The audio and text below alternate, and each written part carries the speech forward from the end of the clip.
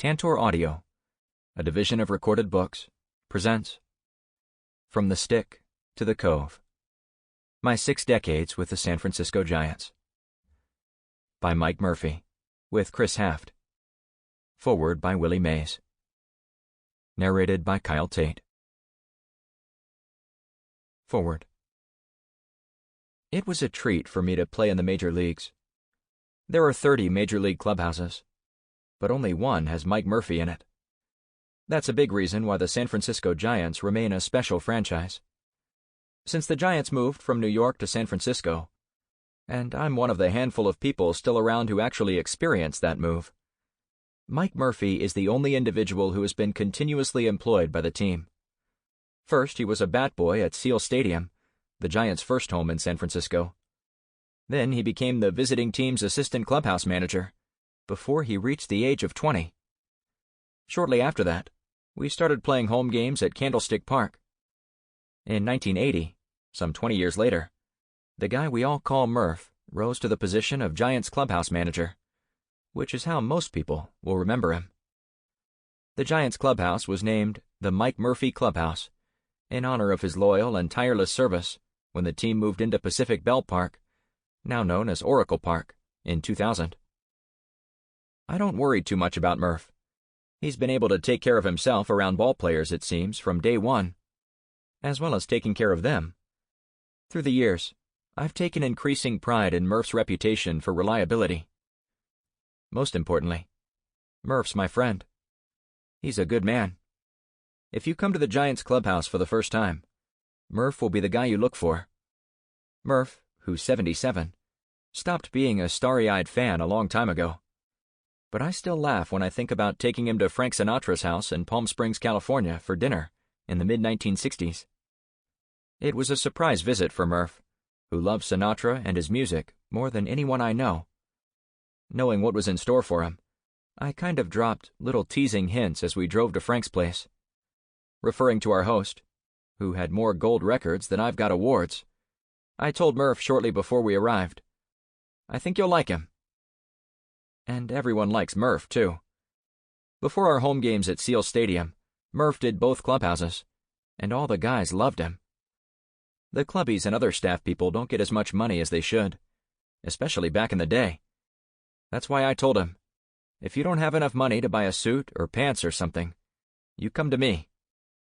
Believe me, he's paid me back tenfold. Sometimes we would sit on the bench, just him and I, and talk. It was nothing special, just real talk that went beyond baseball. But baseball is his love, and he's also a good ambassador for the sport. He even represented the Giants one year at the amateur draft. He's been everywhere and done everything. Stick around to hear about Murph and his fascinating career. I think you'll like him too. Willie Mays. 1.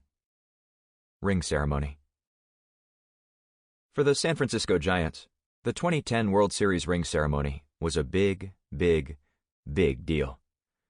We had never won at all since the franchise moved west from New York, following the 1957 season, just 3 years after the Giants recorded a 4-game World Series sweep of the Cleveland Indians. Historically, the Giants had many reasons to be proud of themselves. Our greatness was embodied in our 6 living Hall of Famers: Willie Mays, Willie McCovey, Juan Marichal, Gaylord Perry, Orlando Cepeda, and Monty Irvin. We represented class and excellence on and off the field, but we rarely embodied a complete team. Instead, we had remained a superstar-oriented franchise since Christy Mathewson roamed the pitcher's mound in the early 20th century. Not even Mays, widely acknowledged as the premier player of his, or any era, or Barry Bonds, the all-time home run leader who played 15 seasons for San Francisco, could help us secure baseball's ultimate title. So when we finally captured the World Series by subduing the Texas Rangers in 5 games, we were bound to trumpet our achievement as loudly as possible and savor its sweetness as deeply as we could. More than a half hour of festivities preceding our April 9, 2011 game against the St. Louis Cardinals was dedicated to distributing the rings to the athletic training and coaching staff members, manager Bruce Bochy, and the players. The rings made a grand entrance into AT&T Park, since renamed Oracle Park. A police escort consisting of 9 officers on motorcycles and 4 on horseback led a procession along the outfield warning track from left to right. Then came the ring bearers, which were borne into the ballpark by a quartet of classic automobiles. Members of the San Francisco Symphony provided musical accompaniment. It was non-stop fanfare. Considering that the Giants had waited so long for this occasion, nothing was too ostentatious. Broadcaster Dwayne Kuiper, serving as co-master of ceremonies with on-air partner Mike Krukow, dressed formally in white tie and tails. Kuiper felt compelled to joke to the audience. Tuxedos? Rings? For those of you thinking that Mike and I are going to renew our vows, that's not true. But who would receive the first ring? There were the executives, who did so much behind the scenes to transform the Giants into winners.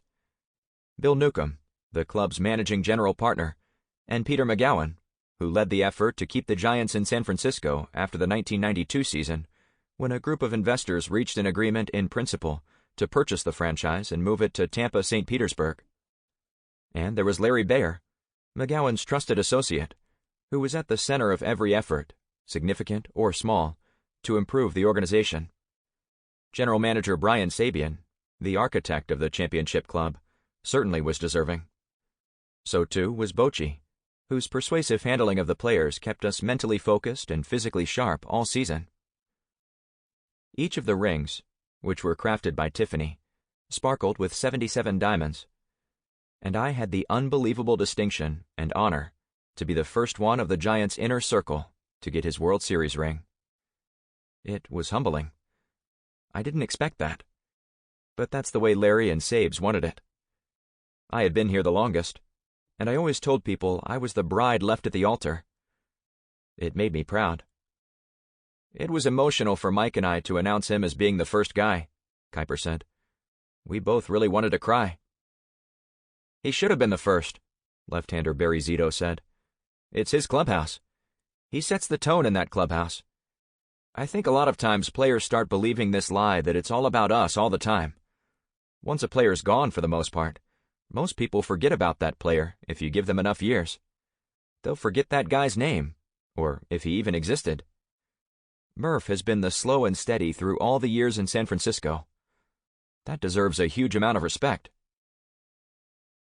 Will Clark, the first baseman who was the face of the franchise during most of his 1986 to 93 tenure with the club, has always represented the franchise with class.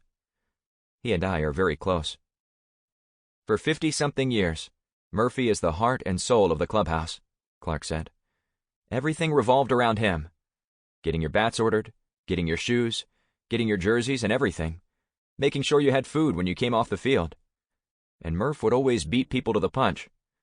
If you slid and tore up your pants, and at Candlestick Park this used to happen all the time, you'd come back to the dugout, and there was Murph standing down there in the tunnel with a new pair of pants if you wanted them. That's just one instance of how he outworked and outthought everybody. Newcomb said the kindest things about me regarding the ring I received. It's an instinct of service to others. No job is too small, Newcomb said. It's all part of making a group productive. Murph has that instinct. His job explicitly calls for it, but he does it so gracefully and so willingly. He's got people who clean the shoes, but Murph does his share of the shoes. He's got guys who do the laundry, but he does his share of the laundry. That's the range of being the consummate host to Willie Mays, to being the guy in the laundry room, to being the guy yelled at by Steve Klein. This wonderful banter between two guys with enormous respect for each other. Citing the emotional toughness that was fostered by the likes of Clark, Newcomb added, that culture in the clubhouse can come from veterans, but it also comes from a guy like Murph. Murph would never get rattled.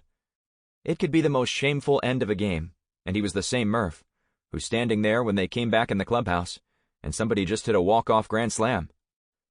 He brought that professional notion that there's always going to be another game. He's almost like the great parent who says to his kid, "How was your game? What did you learn today?" Not, "How many hits did you have? How many assists did you record?" He had that steadying influence. We got more Sample complete. Ready to continue?